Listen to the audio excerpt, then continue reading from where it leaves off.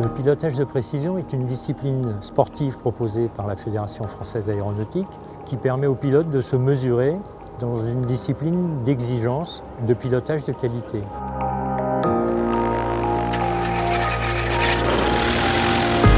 Il y a des atterrissages de précision et une épreuve de navigation qui permet de mesurer la qualité d'observation et de timing des pilotes. Les atterrissages sont mesurés par rapport à une bande blanche qui fait 2 mètres de long et on mesure le toucher des roues de l'atterrissage par rapport à cette bande blanche. Plus on est près ou sur la bande blanche, plus l'atterrissage est de qualité. Il y a 2 atterrissages qui sont faits avec l'aide du moteur et 2 atterrissages sans l'aide du moteur. Attention, c'est pour nous.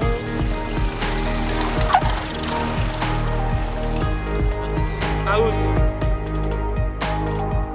On se concentre. Tire. Pas mal. L'un des atterrissages se fait avec une banderole qui est positionnée à 50 mètres du seuil et à 2 mètres de hauteur pour vérifier que les avions passent sur le bon plan.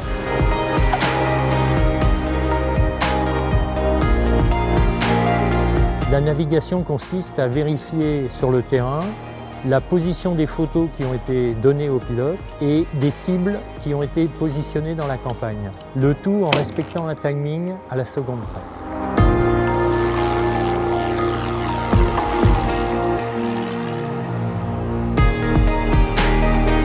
Il existe 2 catégories. La catégorie honneur qui permet aux pilotes de se perfectionner en direction de l'élite et l'élite qui permet de sélectionner les pilotes qui représenteront la France au championnat du monde. Moi, ce qui me plaît dans la partie précision, alors c'est déjà effectivement la possibilité d'aller sur d'autres terrains. C'est pas forcément partir un tour en avion pour pas rester dans le petit périmètre habituellement du vol local que beaucoup de gens font. Et après, sur la partie épreuve, c'est effectivement d'arriver, passer par tous les points, ce qui est déjà pas toujours simple. C'est de voir les photos, de voir les sigles, de découvrir des choses. Je dirais la rigueur. On a développé une méthode, il faut appliquer la méthode.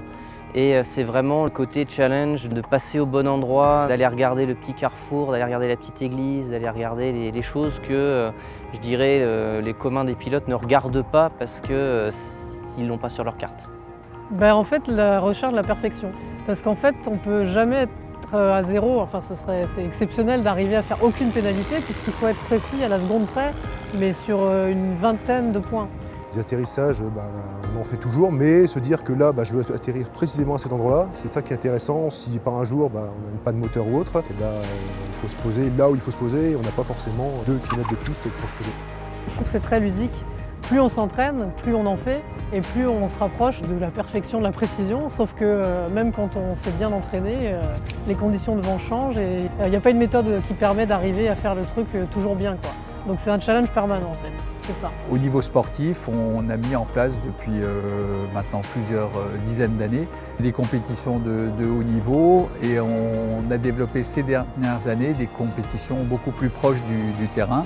Des équipes régionales ont été montées pour pouvoir animer des rallyes en pilotage de précision pour que tous les pilotes des clubs puissent prendre du plaisir surtout à le faire. Et puis c'est l'occasion quand même de se retrouver entre pilotes, de passer de bons moments ensemble. Je crois que c'est un point important au niveau de la convivialité que ça développe.